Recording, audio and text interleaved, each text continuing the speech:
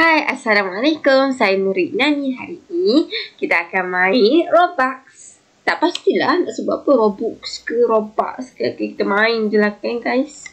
Okay, bismillahirrahmanirrahim. Jump. 1 2 3. Jalan-jalan slow-slow, hati-hati. Takut terjatuh. Kesal sikit. Kita pusing kesal sikit. Pusing ke sini sikit. Kesal sikit. Kesini sikit. Kesini sikit. Kesini sikit. Kesini sikit. Okay, boleh jam dah kot. Bismillah. Alhamdulillah. Okay, kau ni. Okay. Okay, next. Aduh, kita duduk. Okay. Alamak.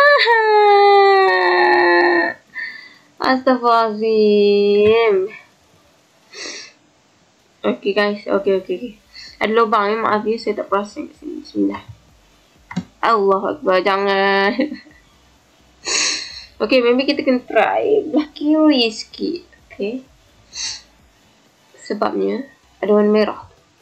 Nampak tak warna merah tu?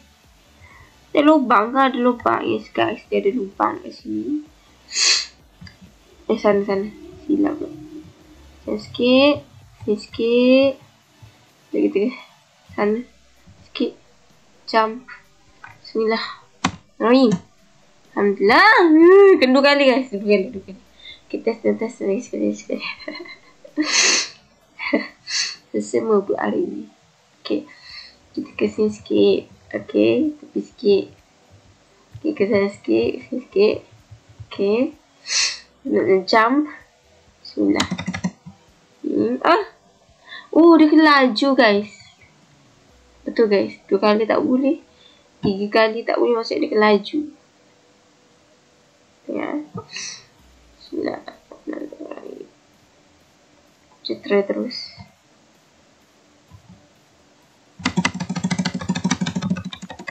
Allah. Macam sama je guys. Why so mencabar, ya Allah. Okay. Sekejap. Sini sekejap. Guys. Bismillahirrahmanirrahim. Jam. Allah. Dia tak ada kena merah tu guys. Seram. Okay.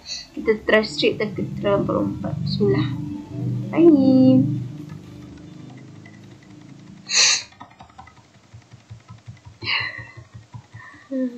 Dahsyat guys. Dahsyat. Okay guys, itu saja dari saya Nuri Nani. Sebelum tu guys, jangan lupa please like, share, subscribe. Bye. Kita ambil senang, game senang sikit.